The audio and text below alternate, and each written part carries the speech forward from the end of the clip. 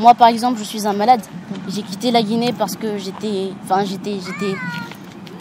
j'allais mourir carrément. Comment croire en ses rêves selon Amadou Baldé?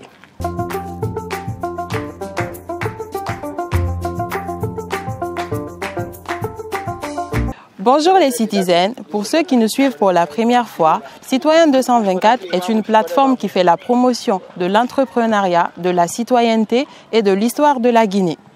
Cette vidéo est sponsorisée par GI Carré, la start-up qui entend révolutionner les infrastructures en Afrique.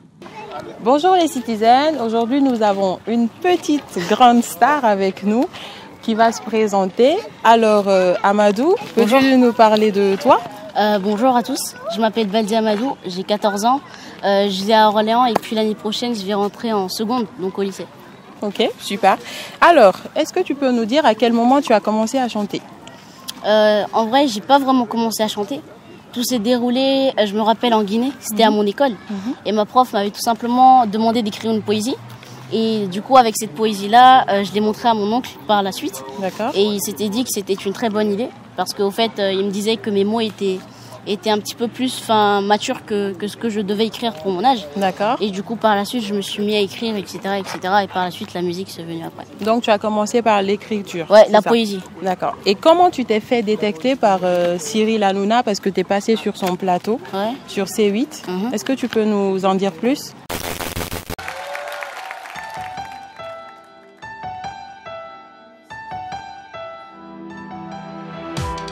Oh bébé, oups mademoiselle, j'ai pas vous draguer, promis juré, je suis célibataire depuis hier, putain, je peux pas faire d'enfant et bon c'est pas, reviens, 5 minutes quoi, je t'ai pas insulté, je suis poli courtois et un peu fort bourré, et pour les mecs comme moi, vous avez autre chose à faire, hein. Vous m'auriez vu hier, j'étais formidable,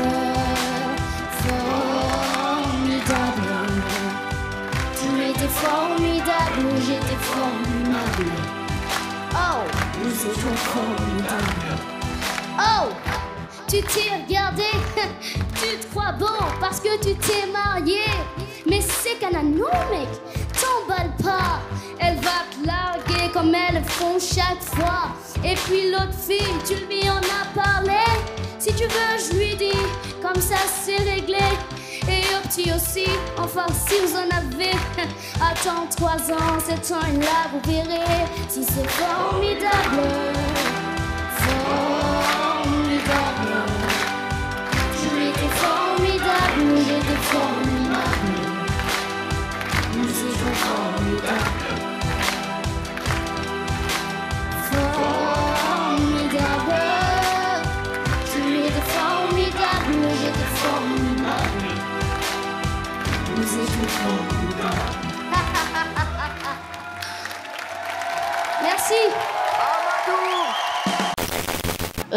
En vrai, c'est pas moi qui ai fait pour que je me fasse détecter, c'est plutôt eux qui m'ont opéré. D'accord. Parce que, au fait, il y avait mon producteur actuel, donc, qui s'appelle Joupapi Camerzo, donc Camerzo Prod.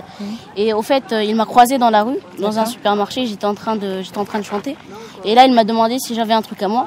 Et du coup, je lui ai sorti un petit freestyle. Et suite à cela, du coup, il a été choqué. Et au fait, ce qu'il a fait tout simplement, c'est qu'il m'a pris en photo, en vidéo, et il l'a posté sur Internet.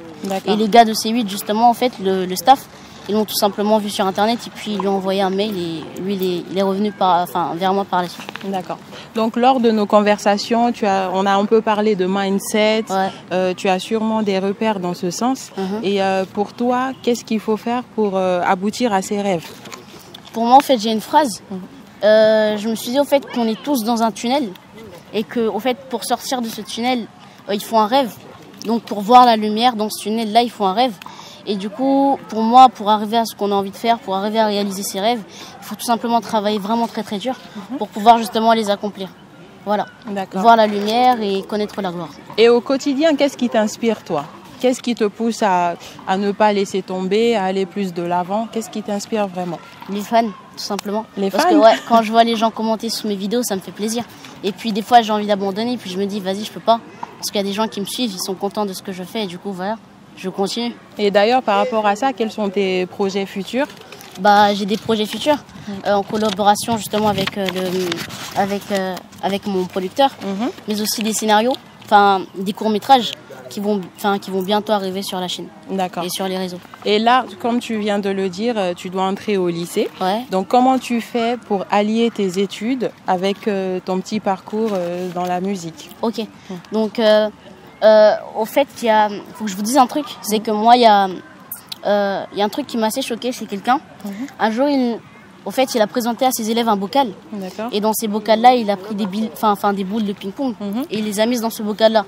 Jusqu'à ce que l'on croit que le bocal, jusqu'à ce qu'il croit que le bocal soit rempli. Ensuite, il leur a demandé si pour eux le bocal, il était rempli. Et ses élèves lui ont répondu oui. Ensuite, il leur a pas répondu et il a mis des petits cailloux comme ceux qu'on voit par terre.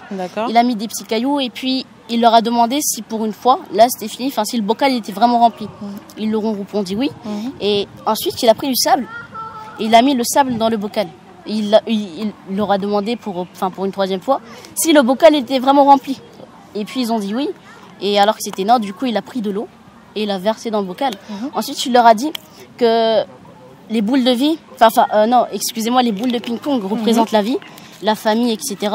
Les petits cailloux représentent le travail, le sable, les loisirs et l'eau, tout ce qui reste tout simplement. Du coup, maintenant, disons que je prenne le sable et l'eau, etc. et que je le mette avant les boules de ping-pong. C'est-à-dire que je vais vaquer à mes occupations plus que m'occuper de ma famille. Du coup, il y a un déséquilibre. Donc c'est pour ça il faut toujours mettre ce qui est le plus important dans le bocal, ensuite ce qui vient par la suite. Donc c'est pour ça que j'essaie de trouver un équilibre. Un équilibre. Donc je me fais un emploi de temps tout simplement et je sais qu'à telle heure il faut que je travaille jusqu'à telle heure et à une autre heure il faut que je commence, etc.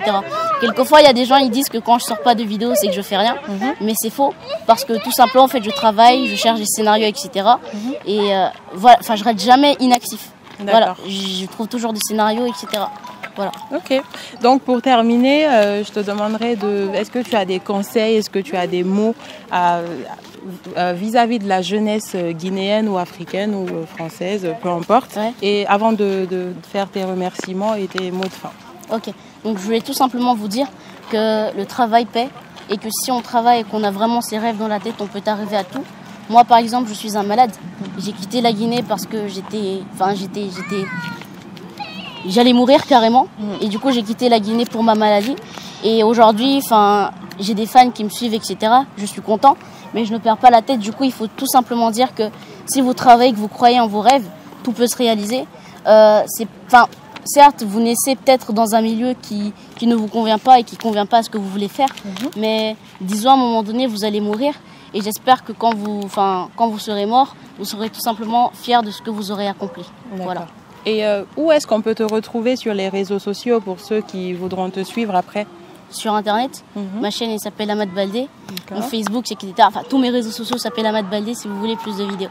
Voilà. Okay. Merci beaucoup Amadou. Et on espère te retrouver à bientôt, très bientôt dans une nouvelle vidéo. Et merci pour ta disponibilité. Ok, super à vous, merci beaucoup. Je tiens à vous remercier. Vous êtes déplacés, etc. pour venir me rencontrer, ça fait vraiment super plaisir. Donc voilà, je vous remercie extrêmement et puis on se dit à la prochaine. À la prochaine. En une fois en plus. Formidable, formidable.